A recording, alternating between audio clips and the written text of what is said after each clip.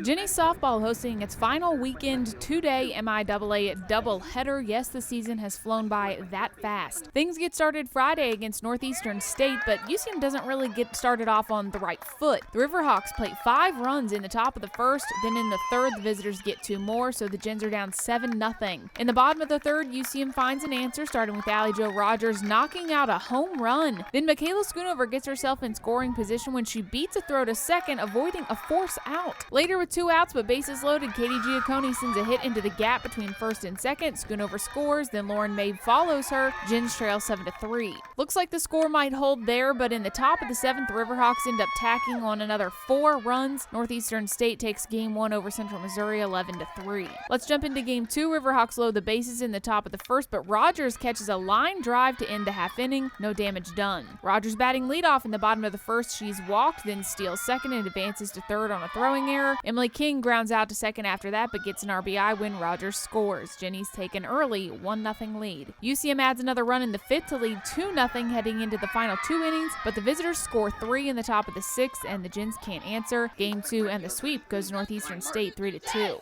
Let's move to Saturday. Before the doubleheader with Central Oklahoma, head coach Susan Anderson honored for picking up her 300th career win at UCM earlier this season. Broncos on the board first in the top of the 2nd. First run is scored after a wild pitch to give the visitors a 1-0 lead. Great defense though, with runners on the corners. King grabs a chopper at third, lays down a tag on the runner, but that's only out number 1, and a UCO single between short and third sends another run in. Broncos leading 2-0. In the top of the 3rd, the visitors easily add 2 more when Joby Heath knocks a massive home run out to the clubhouse. There was already a runner on, so 2 RBIs there. UCO leading 4-0 now. Bottom 4 is when the Gens get on the board. 2 walks put runners on, then Emily Robinson hits a single up the middle. There's a little confusion when the outfielder throws the ball in. 2 runners end up on third. Then Alex Linhart is out at second trying to get back, but then Lauren Mabe is called safe after avoiding the tag, but she hasn't touched the plate yet. She does now. Run scores. UCM trailing 4-1.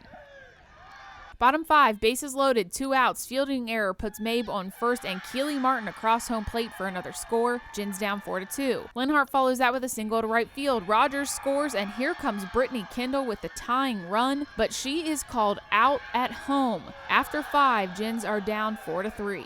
UCO plates another run in the top of the 6th. Answer in the bottom of that inning is a solo home run from catcher Allie Dischinger. UCM still down 1 run headed into the final inning. In the top of the 7th, with 2 outs, the Broncos tack on 1 more. Gens leave 2 stranded in the bottom of the 2nd, and Game 1 goes to Central Oklahoma 6-4. Between games, the Jennies had Senior Day, honoring Alex Linhart, Warrensburg native Austin Eichelberry, Keely Martin, Jill Lucas, Allison Tunyon, and Allie Jo Rogers. Then this one ends up being a game to remember. UCO starts off the top of the 1st with a run, but then Rogers has a leadoff single. She steals second, then over to third. She's waiting there when Emily King doubles out to the fence in left center. We're tied now 1-1 early.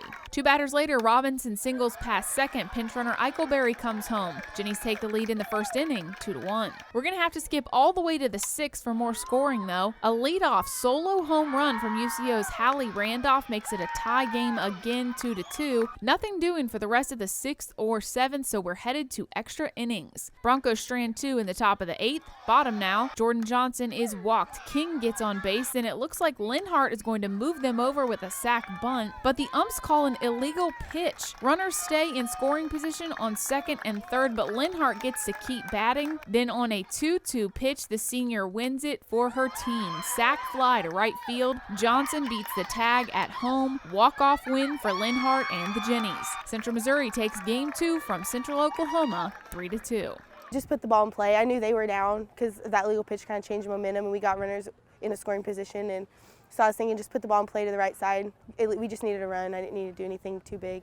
With just 6 regular season MIAA games left, the Jennies are 11-11 in league play and sitting in 6th place in the conference standings. A lot of the time, even if it's a close game, we tend to our intensity seems to just be at a solid, just kind of low pace. But if we bring it up like we were in that last inning, we had faith in every person who went up to bat. And if we have faith and we keep carrying that over, we're going to get ball games, we're going to get wins on those ball games. Reporting at South Rec in Warrensburg, I'm Katie Smith for UCMathletics.com.